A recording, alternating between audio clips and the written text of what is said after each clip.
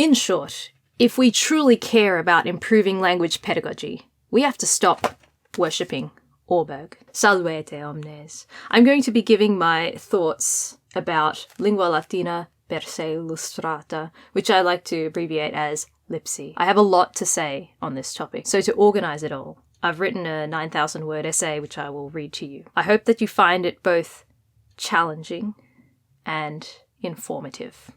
Salvete discipuli, salvete omnes, ego sum magistra het.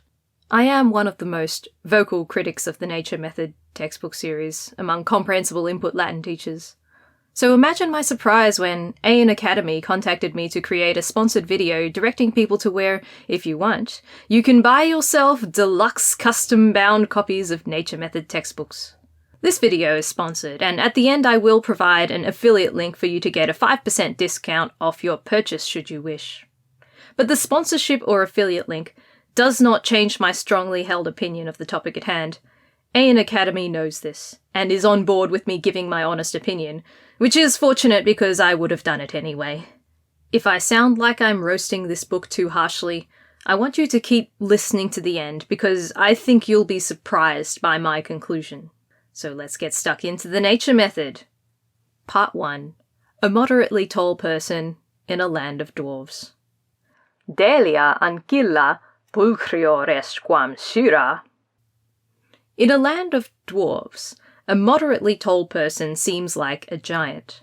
Language textbooks are a very slow-moving genre, generally far behind what the research says is most effective in language acquisition.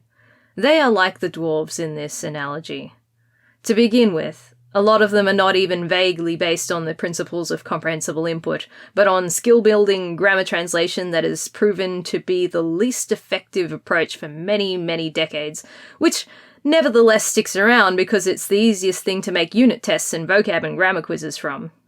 But even excluding those, among the reading method textbooks, those that at least try to support fluency through comprehensible input, the pacing and general learner experience often leaves much to be desired. Examples include textbooks like the Cambridge Latin Course, CLC, Oxford Latin Course, OLC, Ecce Romani, and Suburani, among others. All these reader textbooks, when treated as if they are complete courses, little universes unto themselves, do not by themselves offer enough input for the learner. Paul Nation, in a 2014 article, estimates that to acquire a vocabulary of about 5,000 words, a student needs to read about 2 million words, and to acquire 9,000 words, they need about 11 million words of extensive reading. Suffice to say, the amount of words a student needs to read to gain fluency in the language is somewhere on the scale of millions. But textbooks contain much less than that. Lingua Latina per se Illustrata, Familia Romana, for example, contains around 35,000 words, and the CLC, in its first 4 out of 5 books, contains around 36,500 words. As a result, all reader textbooks move at a much faster pace through the language than the learner moves in their acquisition. And when learners are suddenly confronted with authentic texts after finishing these textbooks, they are still 1 million or more words short of what they really need to succeed in reading fluently. So with that, the learner of these reader textbooks is either forced to reread every chapter tens of times before proceeding to authentic material, or to struggle slowly through authentic texts with frequent recourse to the dictionary and lots of puzzling over explicit grammar rules, or they are to read large amounts of intermediate material that bridges the gap as they slowly work themselves out of the intermediate plateau. This is not usually explained to people when they are marketed a quote-unquote complete course in the language. Lingua Latina per se Illustrata, LLPSI, is the moderately tall person among vaguely tall persons in the land of dwarves.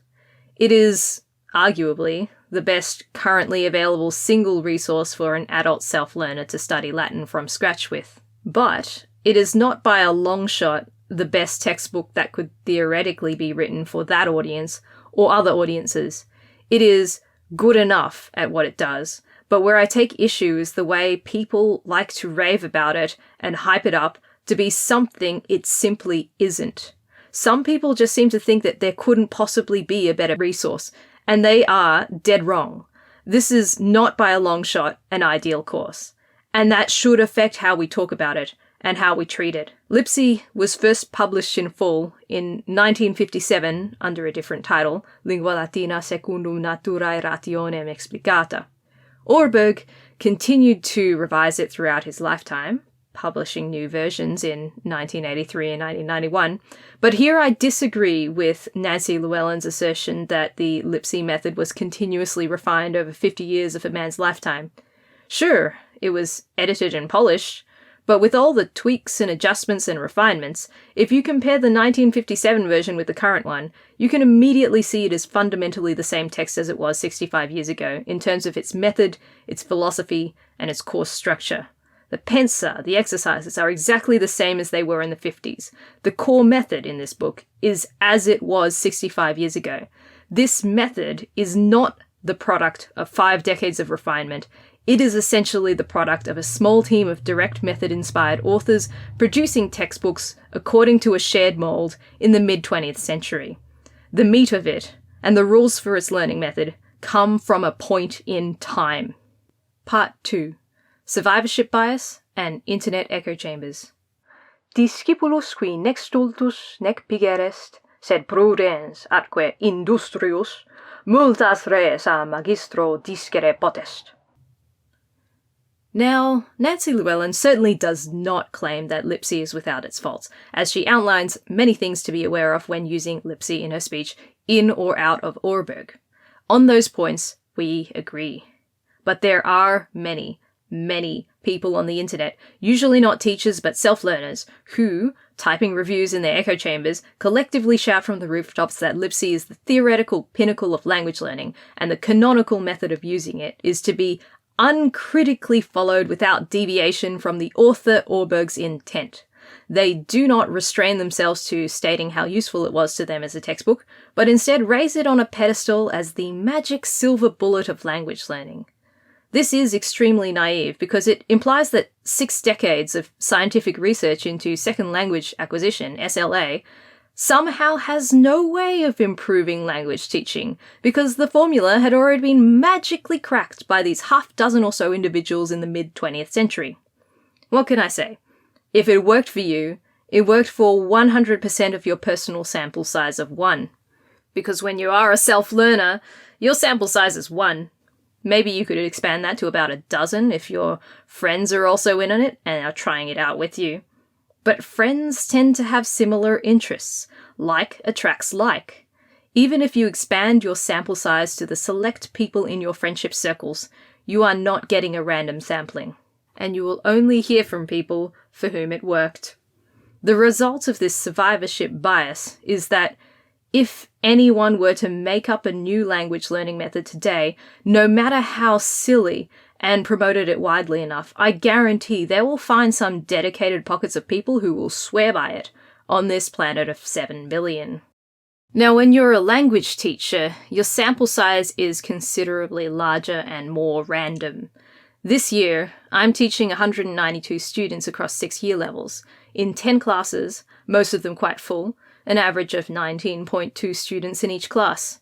I'm in my 5th year of teaching at this school, and the numbers are roughly the same each year, so it's fairly safe to say I've taught a few hundred students in my day. I've taught students with learning disabilities, behavioural problems, absolute beginners slotted without preparation into 2nd year classes, students with chronic illnesses who are absent half the year, gifted students who get everything done in 2 seconds, English second language students, dyslexics, people with language processing problems, ADHD and autism, you name it. The self-selecting group of self-learners rave about following the rules of the nature method.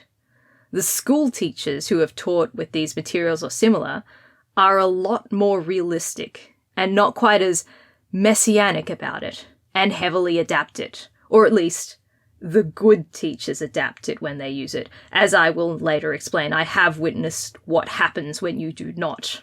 So from the perspective of a Latin teacher who has been in the trenches, so to speak, for 5 years in this school, or 6 years teaching in total, nearly 10 years if you count my tutoring days, and one who has been more recently looking into modern SLA research for evidence-based practices to apply in the classroom and in self-learning, Let's talk about the pedagogical validity of the nature method in 2022. Where did the nature method come from? And what has happened since 1957 in the realm of best practices language teaching? As a broad overview, the nature method came about as a written adaptation of the very orally focused direct method of the early 20th century, which shares some major similarities as well as differences with communicative language pedagogy today. The direct method involved a lot of high input practices, among other things, but it is not fundamentally based on the comprehensible input hypothesis because the hypothesis had not yet been proposed. In our zeal to promote the way of CI, we have to resist making up a kind of hagiography, a fanciful story that casts the direct method in general, and Ørberg in particular, in the role of a saint, fighting the good fight against the darkness of grammar translation. The direct method was not perfect in every way, and the way we are teaching now almost certainly is not perfect in every way. This is why we need to critically evaluate our teaching and look to evidence-based practices rather than simply inheriting and replicating another line of grand tradition. In short, if we truly care about language pedagogy, we have to stop worshipping Ørberg. Part 3. Some casualties of the LLPSI cult. O Marke, inquit, hoc moro nihil te docere possum, tam stultus ac tam pigeres quam asinus. Admire the man if you wish, appreciate his work, be thankful for Ørberg's legacy, but worshipping the doctrines of a mere man, whether living or dead, is an embarrassment to the pursuit of truth, and it reflects poorly on our discipline. It certainly turned me away. When I left high school and first started my life in classics, I was a grammar translation GT supporter for over 10 years. Then last year, around June, I did a sudden 180-degree turn and converted to Comprehensible Input CI-based methods, tore down all of my GT stuff and started rebuilding everything from scratch. You know what had kept me away from taking CI seriously for 10 years? The slavish adherence of the acolytes of Ørberg to their favourite textbook, LLPSI. I had heard boundless praise for this textbook when I first started Latin tutoring, so naturally I bought it thinking it would be great. I tried it out with my tutoring students and started reading things with them directly from the book. It was a flop. My students and I really couldn't get the stories to hold our interest for long, and I also didn't know all the techniques for making reading interesting and interactive that I've been more recently learning. It's not like the textbook comes with any instructions for how to create the necessary variety of reading activities to go with it. At the same time, a young teacher in a nearby school, let's call him Tim, radically transformed his middle school Latin curriculum to be based on LLPSI. And I was given a string of tutoring students in the middle to low achieving bands who had been taught by this guy but had been left far behind by his approach. I later found out that Tim had not been teaching equitably, but had been favouring the high-achieving students and simply allowing the middle and low ones to slip. However, at the time I was tutoring, all I could find out about him was that he had learned Latin through LLPSI, just like those people on the internet. He had fallen in love with the approach and thought it was the best thing since sliced bread. He had condemned GT with a passion. He had then radically transformed the middle school curriculum with LLPSI at the centre, thinking with great certainty it was the best thing to do, but it clearly hadn't worked for everyone because if students dropped behind in his class, they dropped far behind. So, stung by all these small and large-scale failures, I switched right back to what I had been taught and what seemed to work better for everyone, a hybrid of GT and the reading method. To me, LLPSI had been so overhyped as fun, nearly effortless method for learning Latin that for it to be boring and draining and often even incomprehensible in reality was an utter betrayal. No one on the internet at the time seemed to have any words for this book except unreserved, absolute praise and a total blindness to what a compelling narrative is, and none of them would back down on the most minor point of criticism for their master Ørberg. Over those years, I hardened my heart against CI because all the people promoting CI were clearly just a group of mutually brainwashed people lifting up a 1950s textbook as if it was the inspired God-breathed word of the Latin language itself. I wonder how many other potential allies to our CI-based methods have been driven off by the blind and stubborn defensiveness and reverence that the living Latin proponents have for Ørberg. You can't just take responsibility for the successes of this method. You also have to own your failures. Part 4. The direct method. Nunc tempus est numeros discere. Primum, dic numeros ad decem usque ad centum. So, where did LLPSI come from if it was not handed down from on high? As I alluded to above, LLPSI is the product of the nature method, and the nature method is itself a written adaptation of the mostly spoken direct method. Let's start by explaining what the direct method really entailed and move from there to see how the Nature Method Institute and LLPSI came to be shaped the way they were, while evaluating LLPSI and the other nature method books in the light of modern SLA-based practices. The direct method of the early 20th century was not exactly the same at all times and in all places. Teachers conceived of it as a broad collection of language teaching practices that roughly fell under the umbrella term the direct method. In 1917, Mark Skidmore wrote an article about the direct method in the Modern Language Journal. He wanted to define what people meant by the method, what was essential to it, and what was more variable in its practice. He sent a survey to 140 language teachers about it, and 74 of them replied. In this sample, 19 said that they were currently using the direct method, 16 said that they were not, and the rest said that they were adapting various features, ranging from largely to trying to use it. From these responses, Skidmore concluded that these were the main features of the direct method. I quote, "There is almost unanimity on the following 6 points. Number 1, good pronunciation, in brackets, phonetics.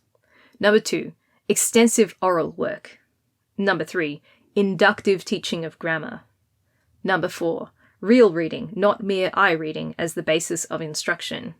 Number 5, translation is reduced to a minimum. Number 6, much use of quote-unquote free composition." Regarding grammar, Skidmore provides a quote from Professor Myers, which better describes the role of explicit grammar in the direct method.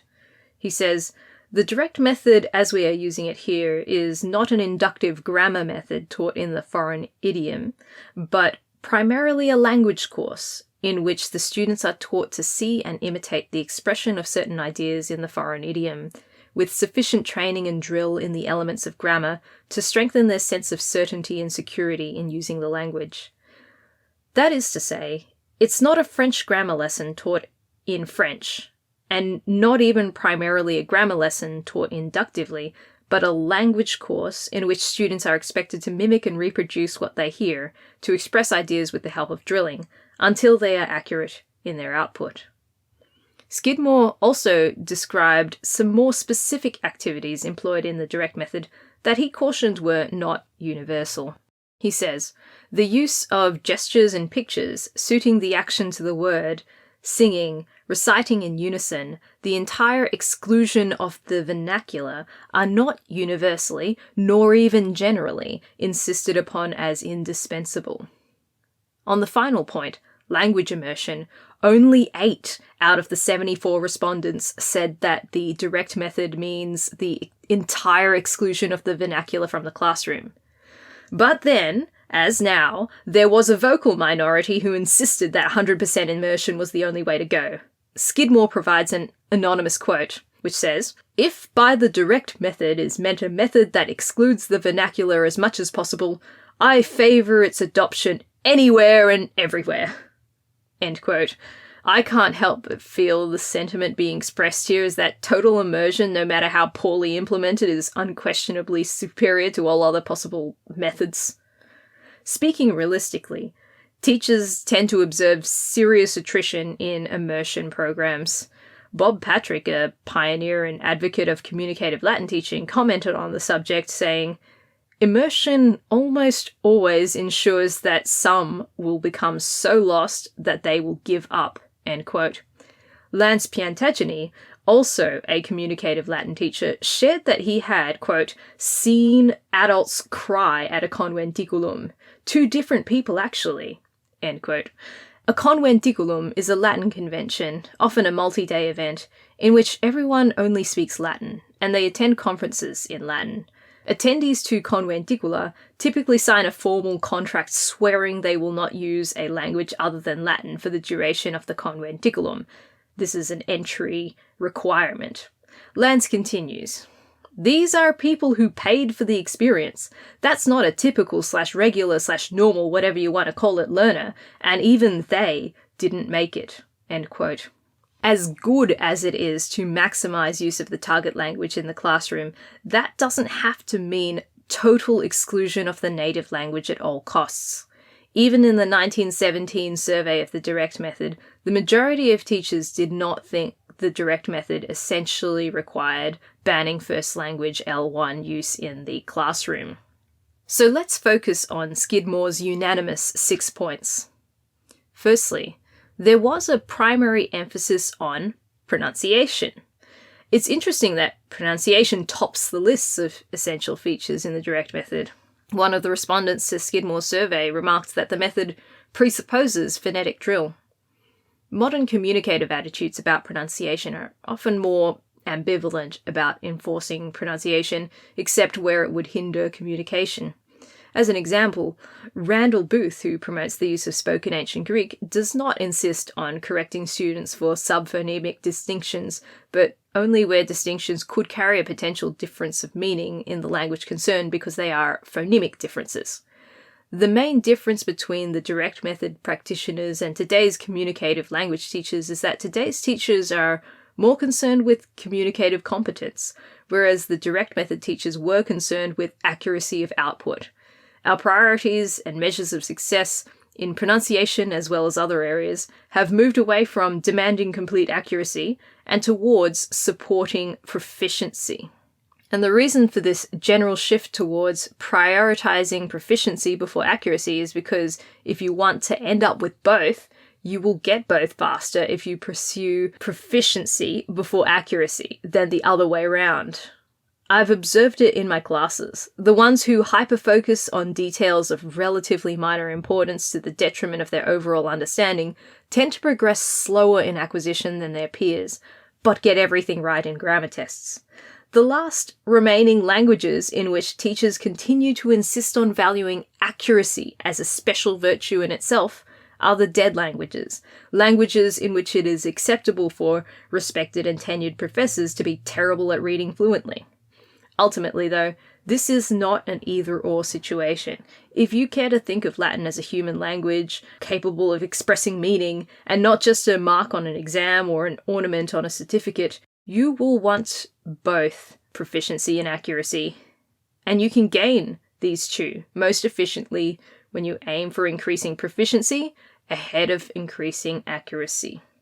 Secondly, the direct method was said to contain extensive oral work. Oral activities could often include the teacher holding up a picture and describing it in the target language, or acting out a verb and describing it. The teacher and the students would then take turns describing the pictures or actions, racking up lots of repetitions orally. To me, this sounds very similar to TPR, total physical response, a communicative method in which teachers command students around the classroom in the target language, and often describe and interact with the physical space, pictures, and props. The difference here is in the role of oral production.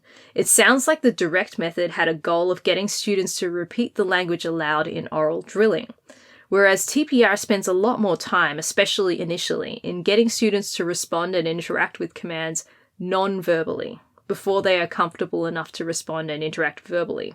The reason why TPR teachers don't demand verbal output from students until they're ready is based on Krashen's comprehensible input hypothesis that language acquisition is driven by understanding input, not producing output, and his effective filter hypothesis that the unconscious processes of language acquisition are significantly impeded if the student feels stressed or anxious, and being made to speak is often a stressful experience in a classroom. The direct method's emphasis on the oral meant that textbooks were not actually necessary to the success of the method, a feature shared by both the direct method and modern TPR again. One of the possible definitions of the method considered but ultimately rejected by Skidmore included the comment, "The conversational work may," italics supplied by Skidmore, "be supplemented by textbook or notebook." Thirdly, grammar was taught inductively. Inductive means that the student sees an example and works out the rule themselves, rather than being told up front what the rule is. The previous quote from Prof. Myers that the direct method is not an inductive grammar method but a language teaching method has to be put in the context of saying, when grammar was taught, it was taught inductively, even if grammar was not focused on in isolation. But we have to be aware that inductive learning is not the same as acquisition. Induction is student-led rule-making. The student is tasked with discovering explicit grammar rules. By contrast, acquisition is the nearly unconscious process of getting so familiar with a grammar feature that the learner becomes internally, instinctively able to know when the feature is used correctly or incorrectly, and eventually produces the feature without exerting mental effort to edit how they speak or write. On the use of reading in the direct method, Skidmore calls it real reading, not mere eye reading, and I honestly don't know what he means by eye reading, probably reading without understanding or mere reading aloud. But the role of reading stories with understanding is emphasized in the direct method, and I can't help but compare this with TPRS, Teaching Proficiency Through Reading and Storytelling, a set of practices in which, today, the teacher cooperatively writes and reads stories with their students. TPRS is often set up to follow on from oral TPR practices. The direct method's combination of oral practice followed by story reading appears quite similar in character to the TPR to TPRS route that some communicative language teachers are taking today. But the character of the reading material of the direct method differs quite significantly from the character of CI texts written today. You'll notice that as soon as you pick up material from the early 20th century, like Carolus et Maria, Maxi and Fay's New Latin Primer, Latin for Today, Cornelia, etc., the learner texts were not primarily written to present interesting content through the language, but to teach the language through rather plain but comprehensible material. Skidmore reports a quote from Professor Holbrook objecting to the use of literary material in the classroom, which reads, "The student should never be allowed to forget that what he is primarily attempting to learn is the French language." End quote. He then adds metaphorically, quote, "One cannot become a botanist or gardener by merely loving flowers, and usually it is those persons who know most about them who love them best. Similarly, the beauty of a linguistic construction, its fitness, should be most apparent to him who understands it best." End quote. Interestingly, knowing about the language here seems to be touted as the key to appreciating literature. It's the language that's the object of study, not the meaning expressed in the language. The content is more or less supposed to serve as filler, while the student concentrates on the business of language learning. That is in direct contrast to best practice communicative language teaching today. To encourage acquisition and not mere inductive rule learning, students ought to be consciously focused on the message expressed by comprehensible input, and indeed interested in understanding it, as it is through their attention to the content that their subconscious language systems can best make form-meaning connections.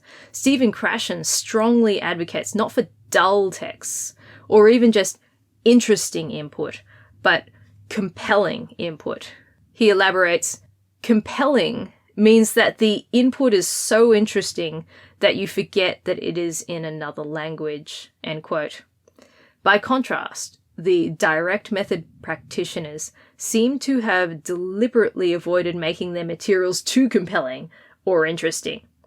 The foreword to Cornelia Puella Americana states, "The learner, quote, should not be called upon to deal with situations outside his own experience or to acquire knowledge through the new medium." End quote. The things that pass for stories in the direct method seem to focus on being orderly, expected, and obvious. Suspense and surprise, as critical as they often are for constructing compelling narratives, are deliberately avoided in the writings of the direct method. Point number 5. Translation is reduced to a minimum. Notice the wording. It's not that translation is an unforgivable sin at all times, or that a person instructed in the direct method could never become a professional translator, for example. But in the language class, for pedagogical purposes, translation is reduced to a minimum. SLA research since that time has consistently criticized the grammar translation method's excessive dependence on translation for language learning. It's not to say that one couldn't possibly learn a language through translating. It's that the effect of oral interaction, extensive reading, and other high-input activities is so much greater that it is a relative waste of time to spend very long on translating compared to the more profitable activities. In this point, the direct method and SLA-informed best practices today are in agreement. Finally, point 6 of the essential components of the direct method as reported by Skidmore was free composition. Skidmore does not define this term, but the wording suggests free writing, where the student writes whatever they want to. If I have understood him right, this is definitely one of the practices in modern communicative language teaching. Today, students are given a timer and asked to write as much as they can within 5 minutes or so, and they can say anything. It's a way to increase fluency of output at the pace set by the students themselves. The products can then be collected into a writing portfolio and used as evidence of progress. However, free composition may not have always been as universal as Skidmore suggests here. An article from 1949 in the ELT journal advocates for rather constrained composition activities, stating, quote, "Until a fairly advanced stage is reached, the exercises should be restricted to the completion and conversion types. Exercises in which the learner is to compose material wholly his own are best deferred." End quote. This suggests that within the larger umbrella of the direct method, there were teachers who set very constrained writing production activities and did not set free composition.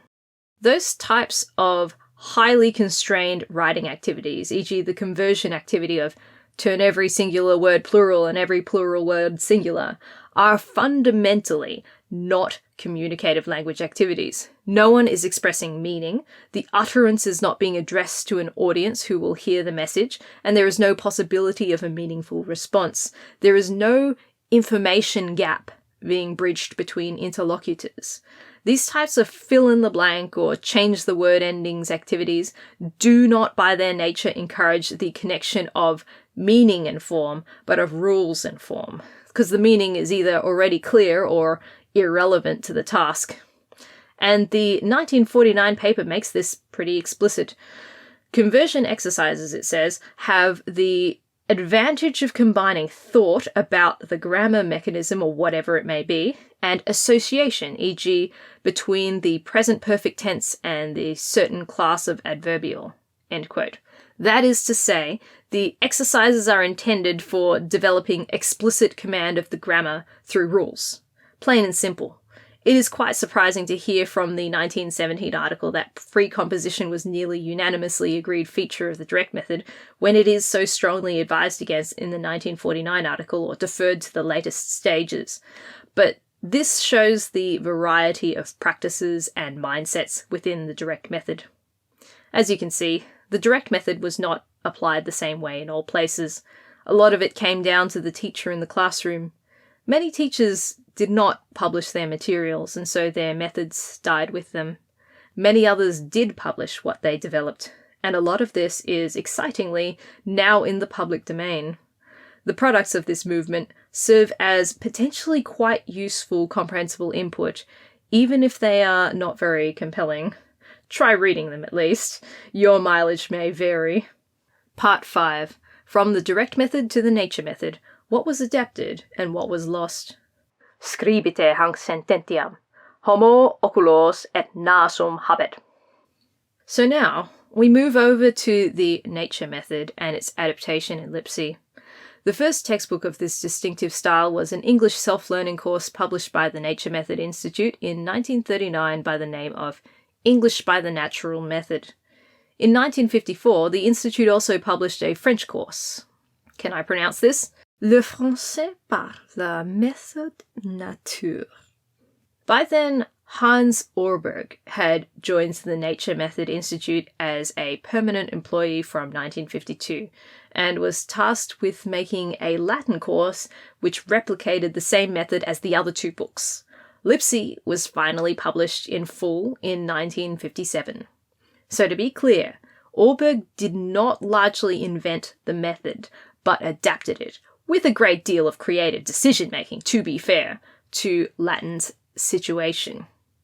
The base format, however, had been pioneered nearly 20 years prior in 1939 with English by the Natural Method. George Bonnard, in the preface to that book, outlines the goals of the course, saying that it is, quote, aimed at providing those who wish to learn English and are denied the help of an ordinary teacher with a textbook that might, in little over a year, bring them to the point where reading English books and conversation in English may be, or at least begin to be, actually possible, end quote. The absence of a teacher is thus assumed from the beginning. The course is not designed to be used in conjunction with a teacher, but to make up for the lack of a teacher. This would naturally explain the lack of guidance in how teachers might adapt the material to suit the needs of a classroom environment. As to the demographics of the target audience, Bonnard hints that the promoter Arthur M. Jensen's, quote, main concern has been with young people in the world of business, end quote, stating that it is there that, quote, he will mostly find young men and women who feel the need of some knowledge of English and have never had the opportunity of getting it, but he has taken care not to give undue importance to their requirements so that his course may be used with just as much profit by whoever desires to learn English by himself, end quote. It was not aimed at an intellectually elite audience, which is absolutely great. But it was also not aimed really specifically at children or teenagers in schools. Its main audience were young professionals with a self-determined motivation to learn the English language. So, Jensen's writing team, his daughter and colleague, Jensen himself did not write most of the content of the course, were producing an English course for a motivated adult young professional who, due to their life circumstances, didn't have to have a language teacher, and the model they looked to adapt for a teacherless textbook was naturally the direct method. So let's now examine what made the transition from the direct method to these books, and what did not. I have identified 7 major features that they brought in from the direct method. Number 1, exclusive use of the target language. English by the Natural Method is written completely in English with no recourse to any other language. Likewise, LLPSI is fully in Latin, teaching Latin through Latin. This reflected some of the practices of the direct method where target language use was maximized, but it is important to restate that the total banning of L1 was not necessarily practiced by the majority of direct method teachers, and immersion practices are not mandated or necessarily beneficial for communicative language teaching today. Number 2, pronunciation was stressed in its importance. This is challenging for a written textbook, but English by the Natural Method emphasized pronunciation by providing IPA transcriptions under words. LLPSI doesn't appear to have as much overt emphasis on pronunciation, but it does print macrons. Number 3, grammar was taught inductively. Each chapter introduced a new target feature, a grammar lesson of the day, which the learner was meant to consciously discover through working out the meanings of the sentences. This is true for all the Nature Method textbooks. It essentially meant that grammar was withheld until its grand entrance in a chapter all about that feature. The result is sometimes some very odd circumlocution was employed to avoid using grammar that hadn't been formally introduced, even if the context would have strongly suggested it. For example, in Capitulum Decimum of LLPSI, Aemilia sees her son being carried and asks, "Why can't he walk?" In the story, the boy has just fallen out of a tree. The natural expectation is to say he fell out of a tree, repeating the same words as before but in the past tense. but the perfect tense has not been formally introduced. So instead, Julius says, Quintus can't walk because he is not a bird and does not have wings. He who wants to fly but cannot falls to the ground. End quote. This mindset of sheltering grammar at all costs and insisting on students mastering rules one at a time leads to missed opportunities where a fairly innocuous, unexplained grammar feature could have been woven in when the context demanded it, in which case it would have made the storytelling clearer and, ironically, more comprehensible. Number 4. Reading as the basis of instruction. The nature method books inherited the style of storytelling which had been present in the direct method for decades. Very obvious descriptions of pretty safe subject matter, where for long stretches of time, mundane realities are described without incident. That is not to say that there aren't plots in these nature method books. It's just that the stories were clearly not designed for entertainment or to function as interesting, let alone compelling stories, but for being the filler material which the student can dissect for discovering rules in the language. Number 5. The use of pictures and visual aids. The illustrations in the nature method textbooks are all very practical, clear, and relevant to the story at hand. Teachers have always wished that there were yet more visuals, of course. If there could be a drawing for every meaningful utterance, we would be very delighted. As it stands, the illustrations that the text provides are very meaningful and practical aids for language learning. Point 6. Translation is reduced to a minimum. The nature method textbooks indeed do not encourage translation, but reading. Point 7. The incorporation of constrained and somewhat unconstrained composition exercises. Oh boy. English by the Natural method had exercise A, which is a fill in the missing word activity, followed by exercise B, which was an answer the question activity, the questions being fairly closed questions with predictable answers. For the first few chapters, exercise B is further constrained by providing a certain number of dashes corresponding to the number of words expected in the answer. Exercise A, the fill in the missing word activity, is not terribly useful because it's possible to fill in the missing word without understanding what was being said. As for exercise B, answering a question is not as free as free composition, said to have been essential in the 1917 paper on the direct method, but at least it involves the processing of meaningful messages and the task of expressing a meaningful answer. The exercises are arranged in order of most constrained to least constrained. This is consistent with the advice of the 1949 paper. LLPSI has 3 sets of exercises. Pensum A is a fill in the endings exercise, Pensum B is a fill in the word exercise, and Pensum G is respond in Latin to Latin questions of a fairly closed nature. As with English by the Natural method, LLPSI orders the exercises, the pensa, from the most constrained to the least constrained. The exercises are supposed to be integral to the method. In practice, they act as gatekeepers to the rest of the content. The learner is expected to produce perfectly accurate output of everything they have encountered up to that point before moving forward. In the light of modern SLA research, this is actually an unrealistic expectation for acquisition. If input is the basis for acquisition, and acquisition is a gradual process, your output accuracy must reasonably be expected to lag behind your comprehension. When faced with the pensa, the learner essentially has 2 options. Repeatedly reread the chapter as many times as necessary to memorize and not necessarily internalize the forms of that chapter, or consciously apply explicit grammar rules to get through. If the learner does neither of those things and just skips the pensa, the authors can then blame the laziness of the student if they fail in any way. Failing at the pensa means you apparently weren't ready to move on. I tend to believe that the pensa are more beneficial to the reputation of the course than to the learner's experience, because making accurate output a kind of arbitrary gatekeeper to receiving more input is not exactly in the best interests of the learner, if what really drives acquisition is sheer volume of comprehensible input. And if you're only allowed to progress if you're perfect, Only the perfect will stick with the course, and the rest will drop out and you won't hear from them again. Add to that, as Nancy Llewellyn points out, the PENSA, as they are ordered in the book, demand language competence in the reverse order of its actual acquisition. In reality, learners acquire large chunks and whole words before they acquire smaller details like the endings of words. And so these 7 features of the direct method, both good and bad, were adapted to the print textbook medium of the nature method textbooks.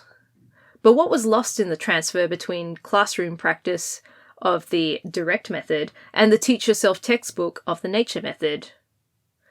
Extensive oral practice. The greatest loss between the two formats is the loss of extensive oral practice, which had formed the bedrock of the direct method.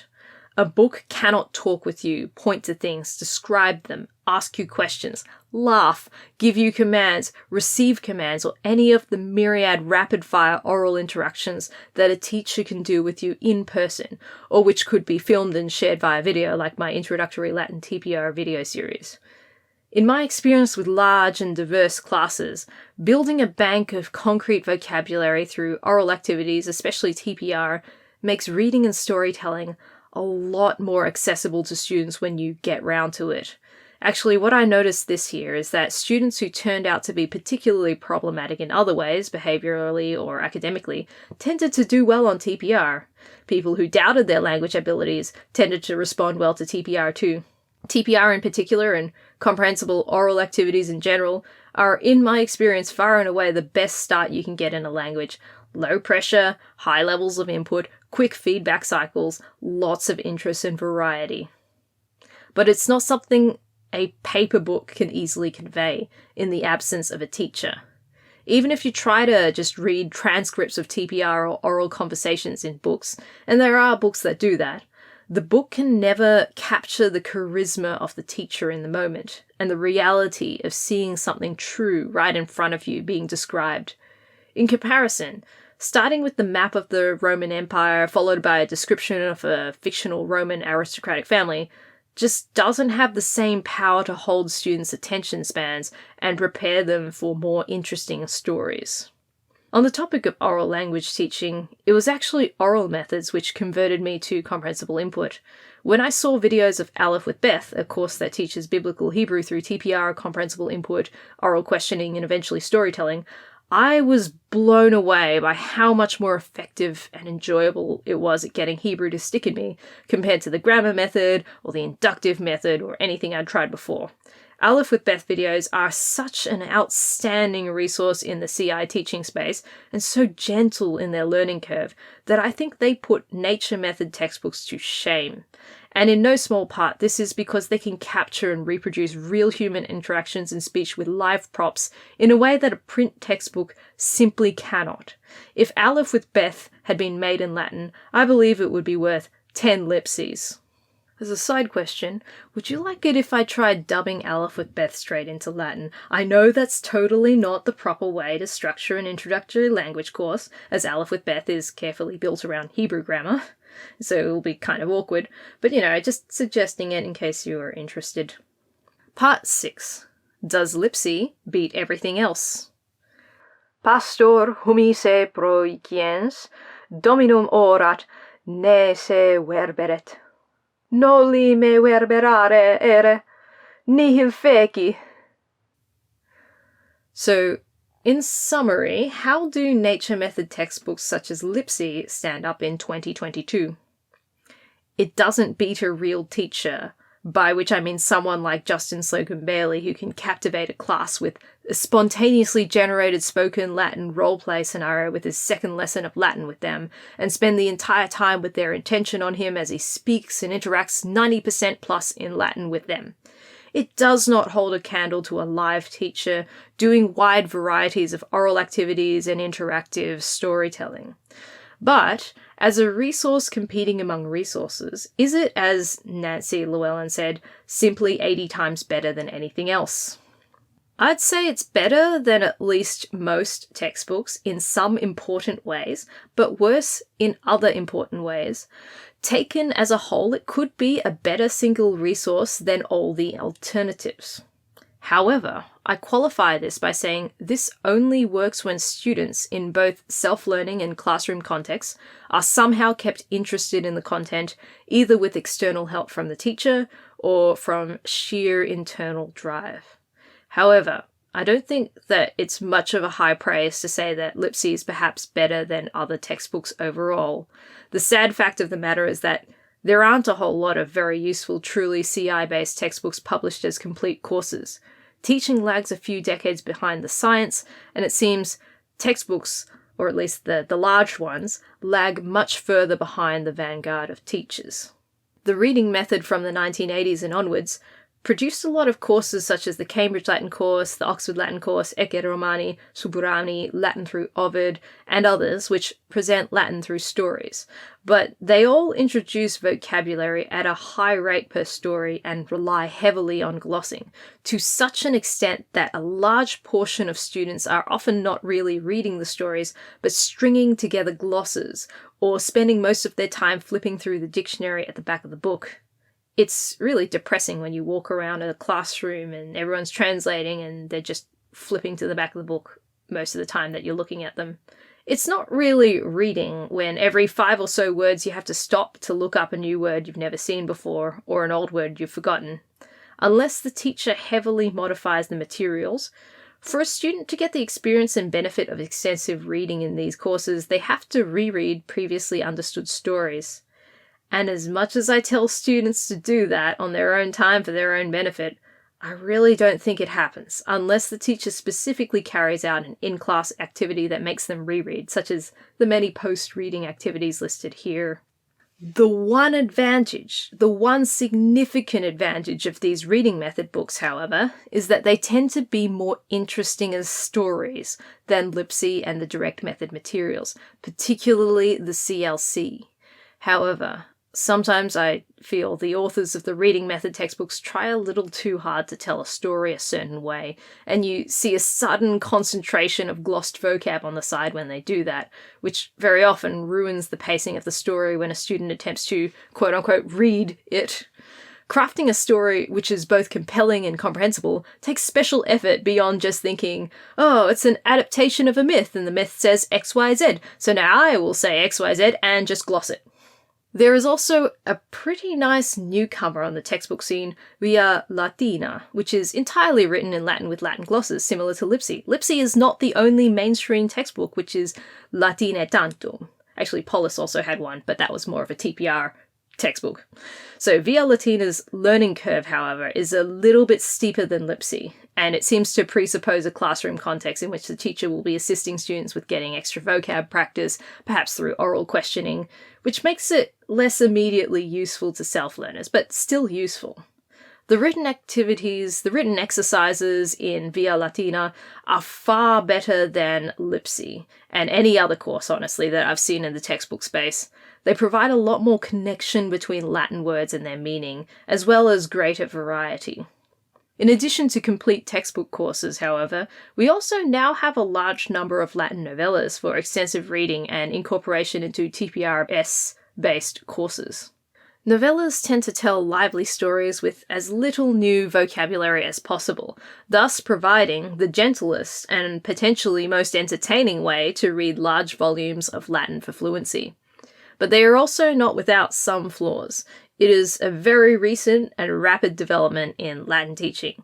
As of 2022, the genre has only been around for 8 years in existence, total existence, but there are already over 100 novellas published. Most of these have been written in North America by Latin teachers working overtime and are voluntarily edited and proofread by other Latin teachers in their overtime, with the result that the products are not edited to the same standard as massive, big-budget textbooks. There are other questions around the Latinitas of some novellas, which I hope to actually address more fully in a later video. LLPSI as a single resource beats out a lot of other single resources, but that doesn't mean a subset of the best novellas couldn't rise to the surface and eventually form a reading list that beats LLPSI out of the ring. But ultimately, trying to find a winner is not the right question for us. Because what really matters most is the sheer amount of massive, comprehensible input you receive in the language. For this reason, I will go on record with a rather firm endorsement of LLPSI. If it were beaten, either in the present or the future, by not just one, but two superior, complete introductory courses, complete in quote-unquote because nothing is really complete, I would still recommend learners give the book a try and see if it works for them as additional comprehensible input among everything else they are doing. For its sheer amount of comprehensible content, if not always compelling content, LLPSI doesn't have to be perfect to be recommended, or even anywhere close to perfect. It is good enough, so darn good enough, that it wins even if it loses. Part 7. Final thoughts. Dominus ridens, eum currentem aspicit, tum ad villam revertitur. Et si Dominus severus existimatur, tamen inhumanus non est. So, when all the dust has settled, I do actually end up endorsing and recommending LLPSI as a resource. Use it to learn and teach the language, by all means. Just don't uncritically accept the book in its specific format or the author's methodology as the best possible way to learn a language. We all have a tendency to look fondly on the first Latin textbook that really got us over the hump towards reading Latin. For a lot of people in the Living Latin movement, that book was LLPSI, and their natural emotional response is to remember all the good times and forget the bad. When you teach from a textbook, you're forced to relive the bad parts over and over and over, believe me. So I get a lot more of an allergic reaction to the bad parts of a textbook than someone who just remembers it as their Latin textbook from years ago. Writing this has also forced me to reflect on why I react so abrasively to LLPSI. I have long observed that when I read the stories, I feel an irrational surge of rage building in my blood, which I cannot quite explain, but nevertheless cannot shake. Perhaps part of this is the writing style. I've been sprinkling in sentences from the book to adorn my section headings here, and there are so many examples of things that I would never say in my own voice. Things like, stupid children can't learn, or said by a husband, you're less skinny than you were back then, or said by a child, how tall is the wall of the military camp? Children never say that. It also has a very pro-slavery, pro-corporal punishment bent to it. But I don't have this strong a reaction to the awkwardness, corporal punishment, or slavery references when they crop up in other textbooks like the OLC, so what gives? I think a large part of my unresolved rage issue towards LLPSI is actually that I had quietly suppressed the story about Tim and the casualties of his failed curriculum reform. For years, I was tutoring students who had lost a lot of Latin progress because he had not met their needs with LLPSI. I formed long-standing teacher-student relationships with these students whom he had overlooked. They helped me refine my Latin tutoring techniques, and I was very pleased to see them grow and thrive. But Tim, through either conscious or unconscious negligence, had not intervened with them. Instead, he had covered up their failure with rigged tests that were impossible to fail, e.g., a test with 20 items in it, marked out of 100, where an incorrect response counted as a single mark-off from 100. He soon left the teaching profession after finishing 1 year of teaching with LLPSI and pursued an alternate career. For years, I had refrained from talking about this former teacher because at that time, I was very early in my Latin career and the world of classics is pretty small. If I badmouthed him in front of the wrong people or tarnished the reputation of the highly prestigious school which had hired him, I worried it would damage my future career. But I think the injustice of what he had done with the curriculum had been eating me with a hidden flame. Every time I see someone on the internet praise LLPSI to the high heavens, it triggers that cognitive dissonance. I can't help but think of this LLPSI fanatic who wreaked havoc with that methodology in a classroom. This is where you end up if you just hand people LLPSI and tell them to get good or get out, because it's Ørberg's way or the highway. To my relief now, it seems enough time has passed, I haven't run into him in nearly 10 years, that I think I can finally tell the story in some detail safely and put it to rest. For those of you in my area who can easily put 2 and 2 together and work out who I'm talking about, I ask for grace if I have misremembered or confused details of this old story. I have not been trying to think about it for a while. Interestingly, I have yet to feel the slightest bit angry while reading the Italian entry in the Nature Method series, L'Italiano secondo il metodo natura. This further suggests that it is my personal history with the fanaticism of LLPSI and not fundamentally the resource itself, which makes me cringe so strongly against LLPSI. I'm not sure if I will ever bring myself to enjoy LLPSI. But on the basis of my research, I cannot deny its sheer utility for comprehensible input-based language learning, if used judiciously. Now, if you're in the mood to get a deluxe, custom, hardbound copy of either LLPSI or any of the other Nature Method textbooks mentioned in this talk, hop on over to the link shown on screen and use the discount code found in Antiquity 5 to get a 5% discount on your purchase. If you're after a modern language version of one of these, I can personally vouch that the Italian one, L'Italiano secondo il metodo natura, is particularly good member of this family. I never restricted myself to only reading that resource of Italian, of course, but I found interleaving it with other Italian input sources continues to be of great benefit to my language acquisition. Anyways, valete omnes! Ami, odier, non dum bene, no